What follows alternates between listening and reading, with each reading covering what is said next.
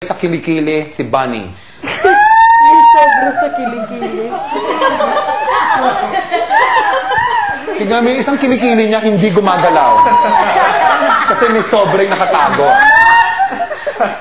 Okay, sa taas. Okay, sa line niya. Okay, play.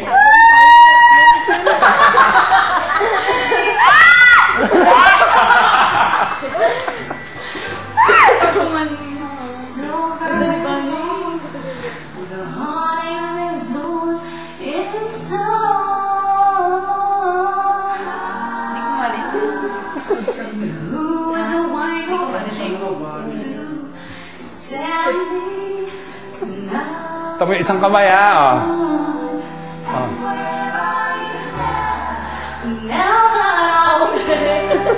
Ay, gumaganon na. Iha, ano bang deodorant ginamit mo? Epoxy?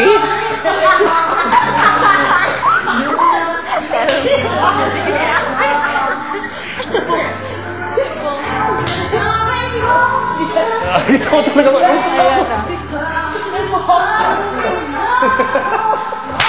Nalagay niyo pala ako dati. Hindi gumaganon. Ang ganda ni Mami.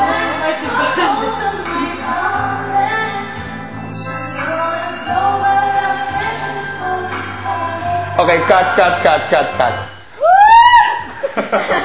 Okay, unang-una, para kang naka-tranquilizer mo kumakanta.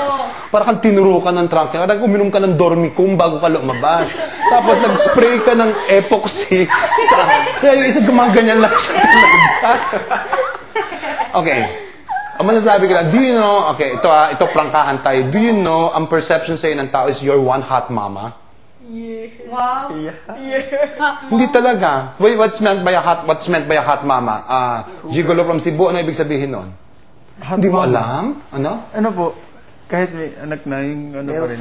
May dating pa rin. May dating pa rin. Habulig pa rin. Ano yan? Ano yan?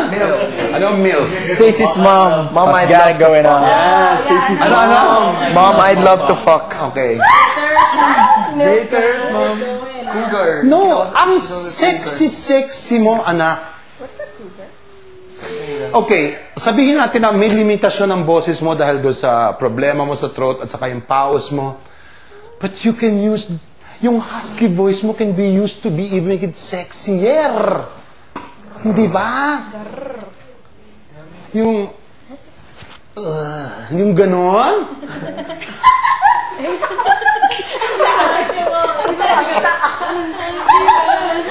Kasi lalabas ka, Diyos ko, mukha kang ginising, bagong gising. Tapos parang nangawit yung, parang nangawit yung mga braso mo sa kakaigib ng tubig. Paano ka magiging sexy? Again, alam mo, bruha ka. Kung gaano ka kasaya noong kayo ni Sanggol, okay, last time, gano'n ka ka-stiff ngayon. Nawala. Parang ngayon sa Mars Attacks, hindi mo. Wala, hindi ko po napansin talaga. Hindi ka. Sabi ko, ano ba ito? May pigsa ba sa kilikili itong babaeng ito? Ba't hindi niya maitaas yung kilikili? Hindi ba? Diyos ko. Okay, next. Okay. Sige. Sige. The Gigolo from Cebu. Play, please.